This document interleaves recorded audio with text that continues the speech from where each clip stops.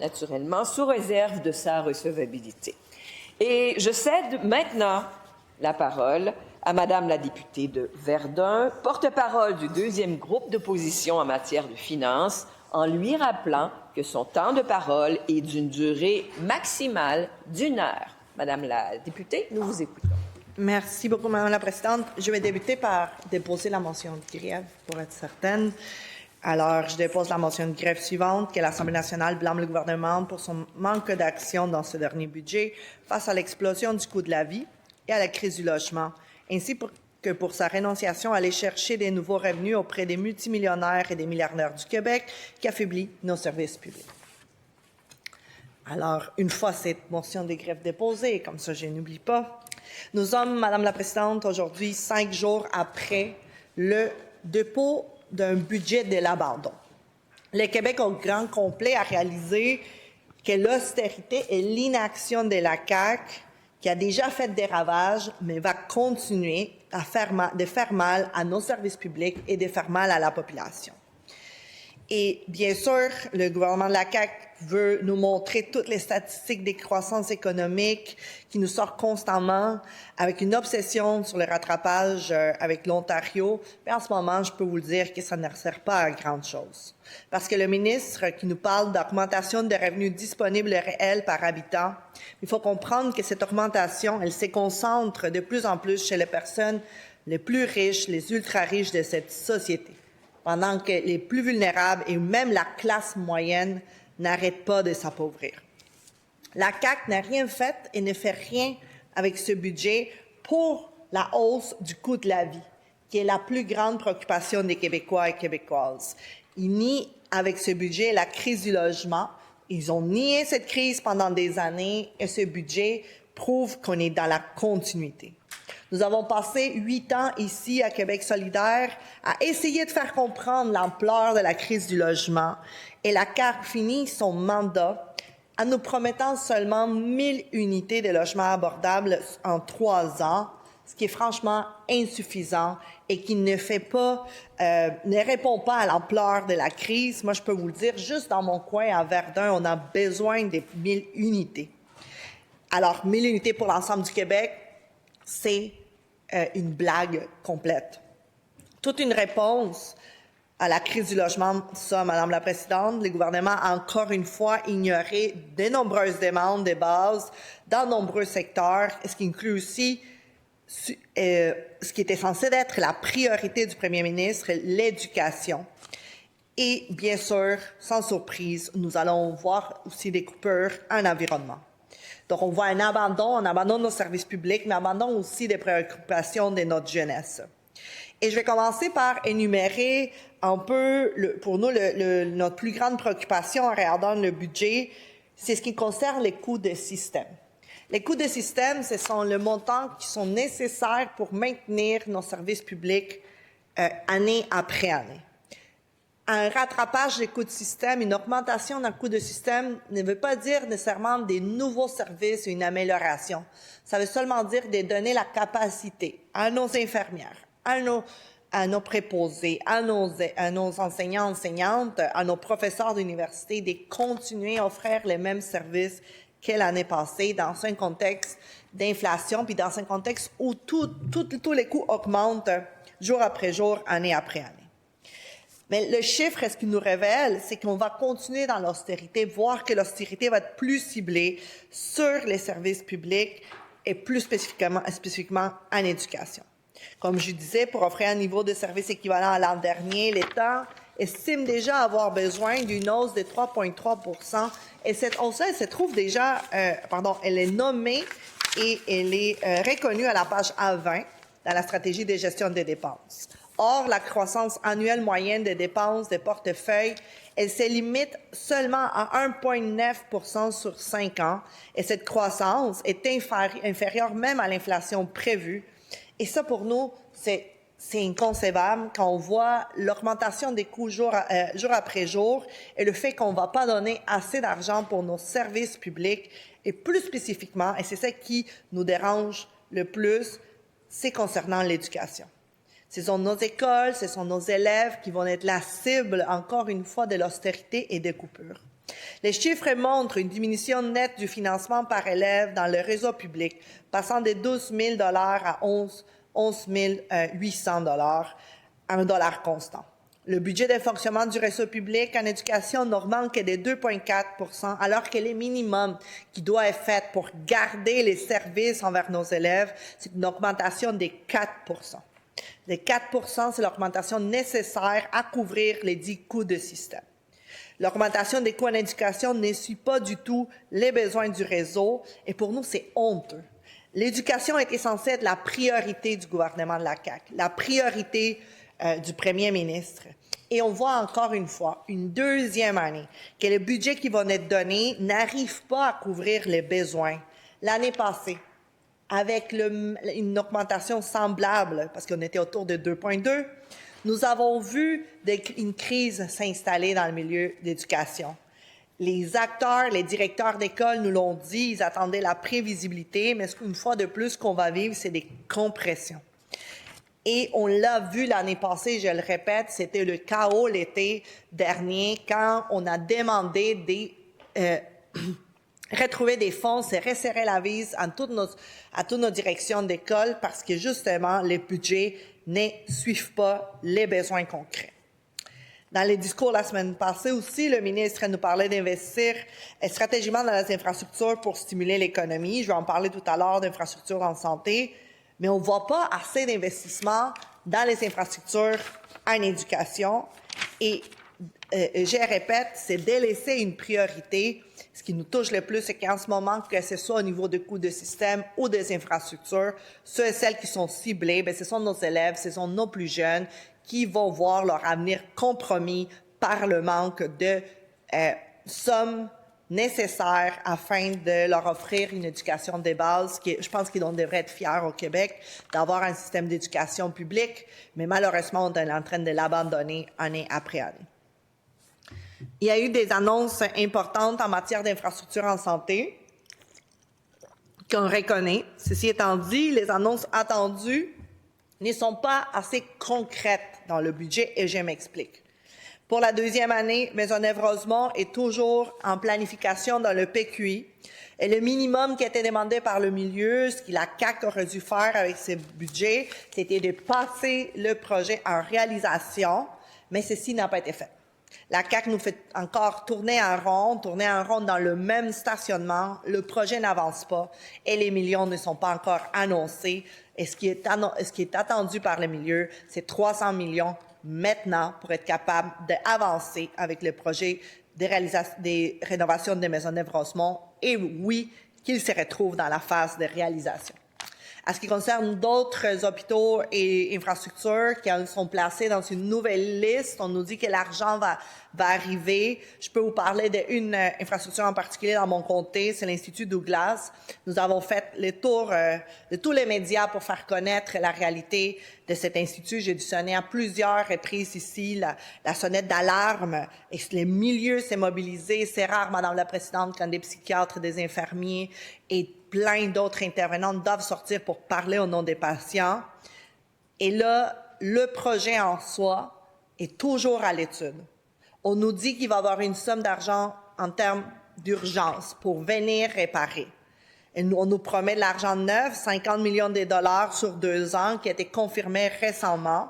On peut se réjouir parce que cette somme-là n'était pas là auparavant. Ceci étant dit, il reste encore à voir si ces sommes seront des retouches cosmétiques ou si nous allons avoir vraiment les infrastructures que les patients en santé mentale méritent partout au Québec et plus spécifiquement dans mon comté à Verdun. Je vais continuer ici de me battre jusqu'à temps qu'on va rénover cet institut et qu'on va aller de l'avant avec le projet de modernisation.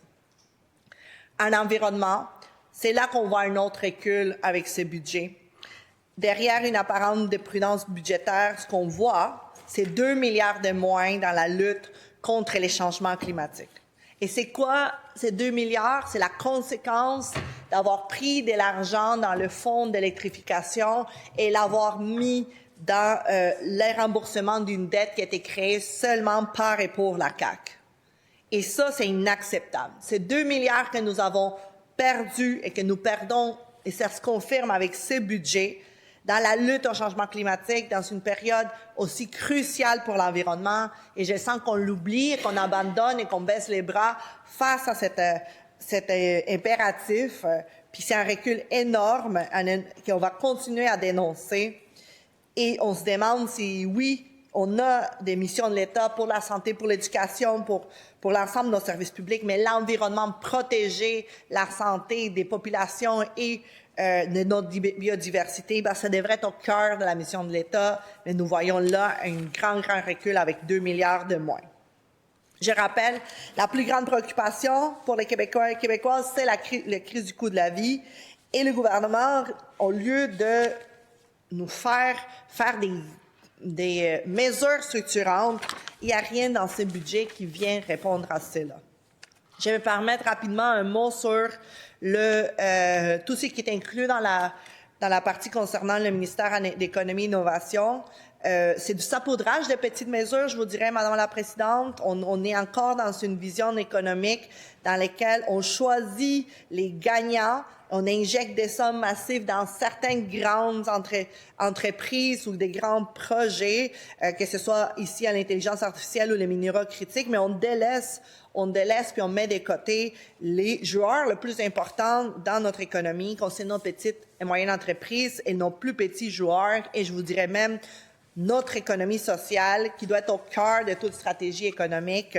On est encore dans la même recette, qu'on va continuer à donner de l'argent à des multinationales avec des chèques en blanc plutôt que de s'attarder où résonne notre pouvoir économique. C'est une revendication que je continue à mener, c'est l'argent qu'on met pour l'achat local. Une des choses qu'on voit encore dans le budget puis qui continue, c'est qu'on n'a pas une stratégie de souveraineté numérique ou d'achat local. Les Conseils canadiens d'innovateurs nous l'a dit. L'État continue de dépenser des milliards en solutions technologiques étrangères plutôt que de servir des premiers clients à nos entreprises innovantes ici. C'est la même chose en termes d'approvisionnement. On est encore à 46% des achats qui sont faits dans les marchés publics à nos biens québécois. C'est encore des retards, puis on voit pas un changement là-dessus. Puis bon, on va quand même rappeler que tout récemment, même notre société d'État, la Société d'alcool de Québec, a donné un contrat de livraison sur mesure à Uber pour un projet pilote à un moment dans lequel on est dans une guerre tarifaire avec les États-Unis. On continue de donner de l'argent à des multinationales étrangères plutôt que investir et donner ces contrats-là à nos compagnies québécoises ici.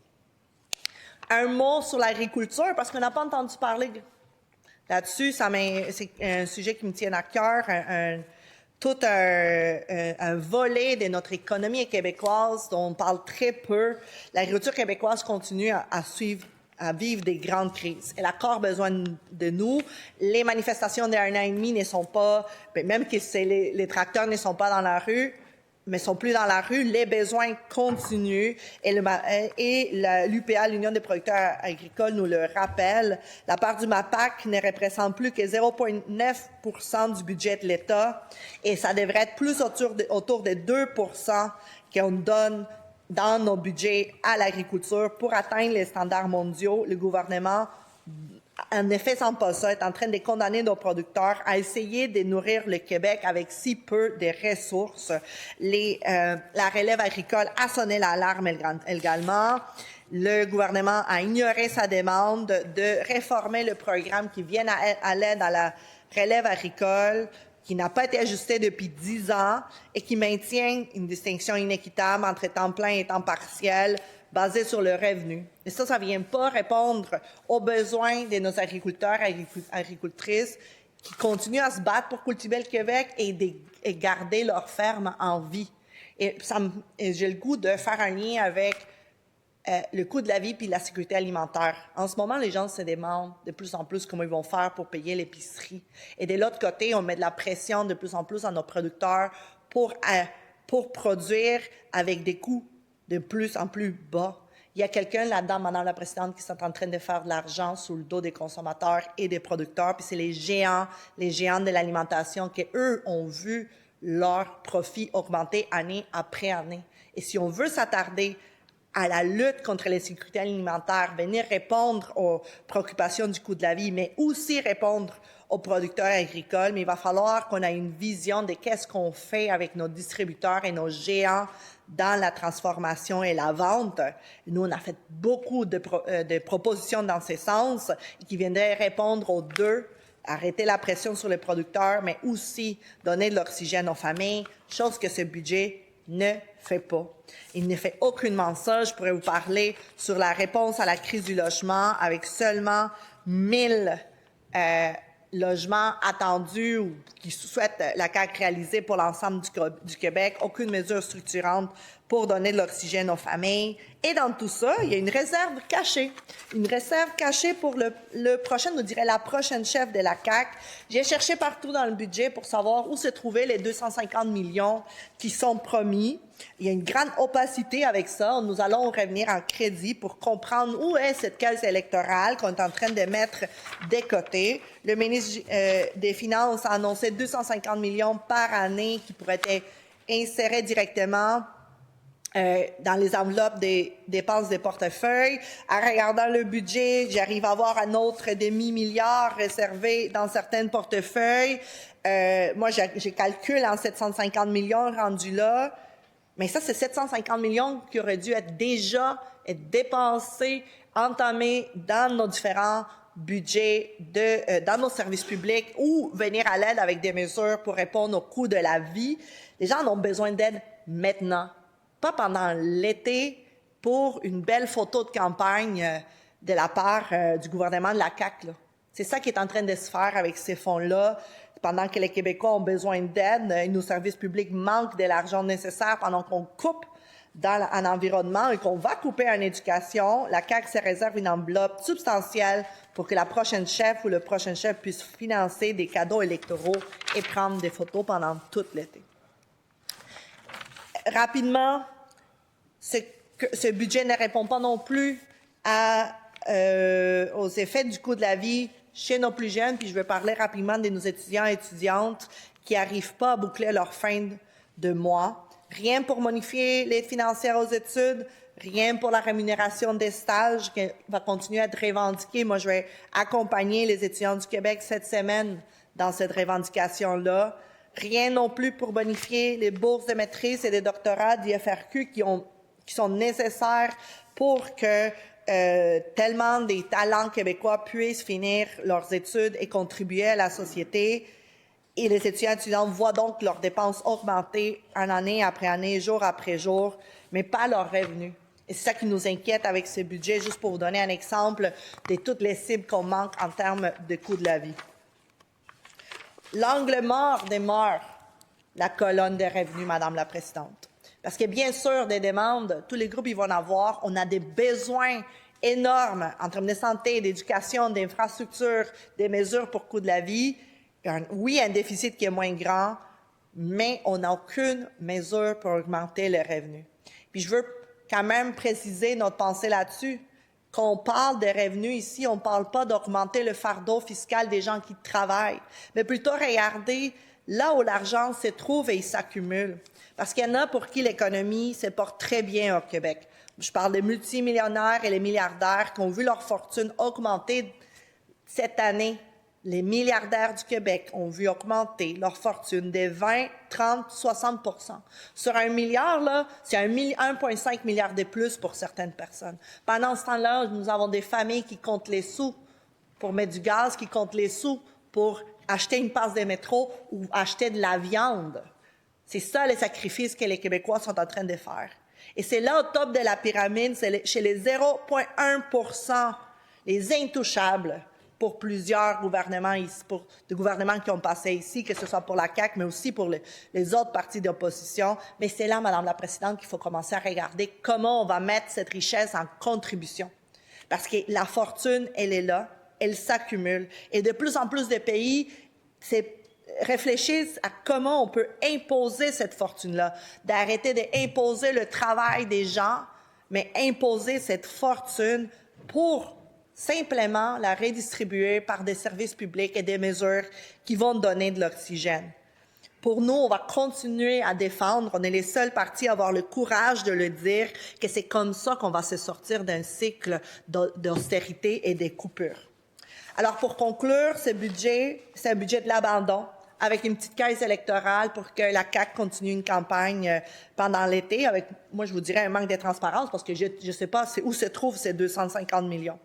Un budget qui attaque l'éducation et l'environnement, qui va sacrifier nos générations futures, qui ne prend pas du tout au sérieux la crise du logement avec des annonces qui sont insuffisantes.